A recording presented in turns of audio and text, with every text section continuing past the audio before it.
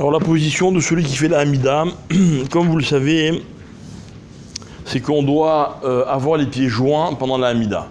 D'accord? Maintenant les pieds joints, ça veut dire quoi? Ça veut dire qu'en fait, les deux pieds, ils doivent faire comme un seul pied. Ok, donc faire attention de ne pas avoir les pieds en canard, en V, quand on fait la tfila, parce que c'est pas ça les pieds joints. Les pieds joints, c'est les deux pieds côte à côte, comme si ça faisait qu'un seul pied. Alors, qu'est-ce qu'il peut me dire pour quelles raisons il faut avoir les pieds joints, à part que c'est comme les malachim, parce que je sais que ça, tout le monde la connaît. Parce que ça là, ça veut dire quoi? Vous vous prenez pour des anges quand vous priez ou quoi? Quoi?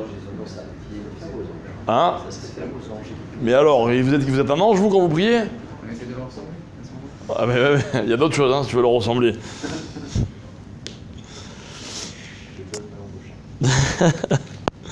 Non, alors en fait c'est pas qu'on se prend pour des malachim. C'est que on sait que les malachim, ils ont qu'un seul pied. Enfin, Keilou, ils ont pas de deux pieds. Et quand on va vers Hachem pour lui demander quelque chose, nous on apprend des malachim. Comme eux ils font, nous on refait, en se disant si ça marche pour eux, alors on espère que pour nous ça va marcher aussi. Maintenant on n'est pas des malachim, mais tout ce qu'on peut prendre des malachim à ce moment-là, on le fait. D'accord? Donc c'est ça l'explication comme les malachim. Nous on s'inspire de ce que les malachim, de leur comportement au moment de la tfila. Ça c'est une première idée. Maintenant il y a d'autres idées. Il y a par exemple des chamim qui disent que quand on colle les deux pieds, on ne peut pas marcher. Donc en fait, on veut montrer à Hachem qu'on est là, on reste. On reste pourquoi? Pour deux raisons. D'après certains, c'est parce qu'on dit à Hachem, regarde, moi je te demande quelque chose. Tant que tu ne me l'as pas donné, je m'en vais pas. C'est genre, c'est pas la peine d'attendre que j'ai terminé de prier. Un caviar, je trouve une belle idée. C'est-à-dire, genre, voilà, tu vas me donner... Et d'autres qui pour dire, non, voilà Hachem, j'ai rien d'autre à faire. Il n'y a pas plus important dans ma vie que d'être là devant toi à prier. J'ai tout mon temps et je montre bien que je m'installe. D'accord? Donc, ça c'est plusieurs des raisons qui sont mentionnées pour lesquelles on doit joindre les deux pieds. Maintenant, la question c'est de savoir est-ce que c'est Me'akev la tfila? Quelqu'un qui ne savait pas, d'accord, ou il a oublié, et il a fait la Hamida avec les pieds ouverts. Alors évidemment, il ne refait pas la Hamida. Maintenant, est-ce que les khatrila, j'ai le droit, hein? Si je me dis, ah non, ça m'est désagréable, il fait chaud, ça colle les jambes, manaref, je ne sais pas pour quelle raison, dans quelle mesure j'ai le droit de prier avec les pieds écartés? Alors on a dit comme ça, on va dire comme ça que, de la même manière que Bediavad, a posteriori, je ne dois pas recommencer la Hamida, quelqu'un qui ne peut pas coller les jambes donc, il est dans un matzav, il est dans une situation de Bediavad. Et donc, il peut prier sans ça. Par exemple, il dit quelqu'un qui est malade ou quelqu'un qui est âgé. C'est-à-dire que quand on a les jambes collées, on a moins d'équilibre et il risque de tomber. Alors d'être dit, peut-être qu'il vaut mieux se faire s'asseoir et avoir les pieds joints, ou alors se tenir à quelque chose. Alors la halakha dit non, il vaut mieux être debout, les pieds pas tout à fait joints, hein, que d'être dans une autre position avec les pieds joints. Donc c'est comme ça qu'on est Noël.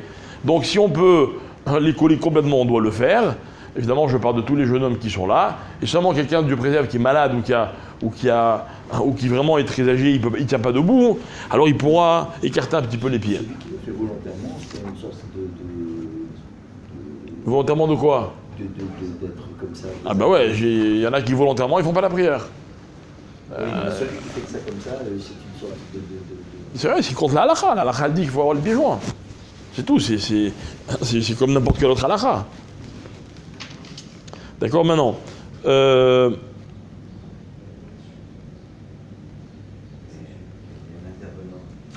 bon? Ouais, c'est moi. Alors, est-ce qu'on doit... Vous savez qu'il y a certains font...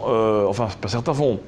Avant de faire la Hamida, qu'est-ce qu'on fait? Jackie, vous faites quoi avant de faire la Hamida? Trop bonne intervention. Je recule et prends pas. Très bien. Est-ce que c'est obligatoire? Obligatoire ou non? Hein? Alors c'est intéressant parce que Minadine, c'est pas obligé. C'est pas obligatoire. C'est juste une attitude pour dire, voilà, je me recule, genre j'ai peur d'Hachem et je reviens. Maintenant, cette halakha-là, elle a été dite pour quelqu'un qui fait la tfila debout et qui entame la Hamida sans transition. Alors on lui dit recule et reviens. C'est une attitude de respect. Mais quelqu'un, par exemple, de toute façon, il change de place pour la Hamida, ou bien il était assis, il se lève, d'accord? C'est pas indispensable. Mieux que ça, il y en a qui veulent dire que c'est quand quelqu'un fait la tefila chez lui à la maison. Mais quelqu'un qui va à la synagogue, le chemin qu'il fait pour venir à la synagogue, c'est déjà la démarche de venir s'approcher d'Hachem, et en arrivant, il n'est pas obligé de reculer et de revenir. D'accord? Donc si vous voyez des gens qui ne le font pas, ne vous étonnez pas, d'après le din, c'est pas tellement important. Maintenant, comme l'a dit Jackie, c'est bien de le faire, c'est mieux de le faire. Ok? Dernier point pour ce matin, il y a des... Oui? Quoi, vous savez pas, vous? Vous avez jamais vu? Non, eh ben moi non plus, mais c'est marqué dans tous les svarim. Non, comment sait-on? Bonne question. Comment on sait que les malachim, ils ont les pieds joints? Il y a écrit la En fait, on apprend d'un pasouk. On apprend d'un pasouk. Et de ce pasouk, on apprend plusieurs à la chod de Tefila, donc voilà. Khazak. Intervention retenue. Comment j'ai qui? Non, vous avez dit quelque chose. Ah d'accord. Alors maintenant... Ah d'accord. Non, mais de toute façon, ils volent. Alors maintenant, autre halakha, comment doit-on se tenir le port de notre tête pendant la Hamida? Donc il y a les deux avis. Il y en a qui disent qu'on doit baisser la tête en signe de soumission et de respect. Et d'autres disent qu'on doit lever la tête. Est-ce que quelqu'un... Ben là, il va falloir que vous soyez très intelligent. Ça va être dur. Est-ce que quelqu'un peut me dire quel autre halakha nous avons étudié il n'y a pas si longtemps concernant la synagogue? Et on a dit dans une synagogue il faut qu'il y ait ceci et cela. Et ça, c'est dans le même esprit. Certains disent quand on fait l'amida, on peut lever les yeux. Enfin, il faut les fermer, mais on peut lever la tête. Il y en a des intelligents. On avait appris que dans un Beth Knesset, c'est bien qu'il y ait des fenêtres. Pourquoi? 12 Khazak. Et pourquoi des fenêtres? Pour regarder le ciel. Donc certains disent non, au contraire, quand on fait la Hamida, c'est bien de lever les yeux, genre je regarde le ciel, je me tourne vers Hachem. Et en fait, ça ne veut pas dire qu'il faut regarder le ciel, parce qu'on ne doit rien regarder pendant la Hamida.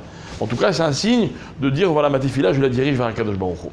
Alors, cet après-midi, Mincha, à 19h05, il n'est pas censé y avoir de problème de circulation. Par contre, pour demain,